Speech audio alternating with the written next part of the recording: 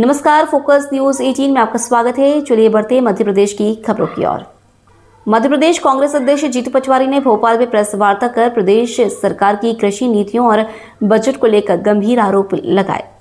पटवारी ने कहा कि कृषि क्षेत्र में बजट का आवंटन तो दिखाया गया है, लेकिन कई महत्वपूर्ण योजनाओं में राशि शून्य है।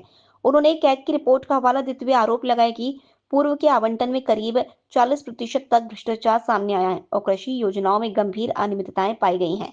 पटवारी के मुताबिक ऑडिट में यह भी सामने आया कि किसानों के लिए आय फंड का बड़ा हिस्सा रखरखाव और भाड़े जैसे मदों में खर्च कर दिया गया, जबकि वास्तविक लाभ किसानों तक नहीं पहुंचा।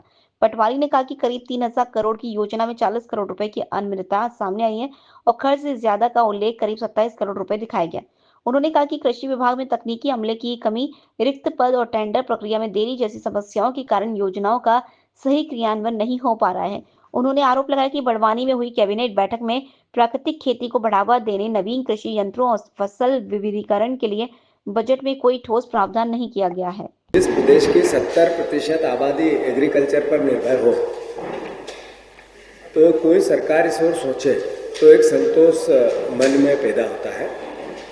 स्वाभाविक तौर पे हम विपक्ष में हैं तो हम सिर्फ कमियां निकालें, सिर्फ बुराइयां करें या क्रिटिसिज्म के पार्ट पे ही प्ले करें, ये एक अच्छे विपक्ष की भूमिका नहीं हो सकती है। हम एक जिम्मेवार विपक्ष हैं, इसलिए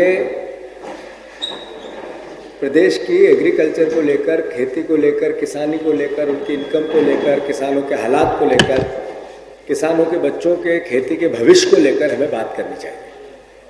अभी 20 साल लगातार 22 साल शिवराज सिंह चौहान जब मुख्यमंत्री रहे तब उन्होंने 1 लाख बार ये प्रदेश के किसानों को कहा कि हम खेती को लाभ का धंधा बनाएंगे और डबल इनकम करेंगे। यही जुमला सीहोर में आदरणीय देश के प्रधानमंत्री नरेंद्र मोदी ने भी कहा। साथियों, 20 साल से लगातार किसानों को छलने वाले ये लोग इस साल कृषि कल्याण वर्ष मनाने की बात करते हैं।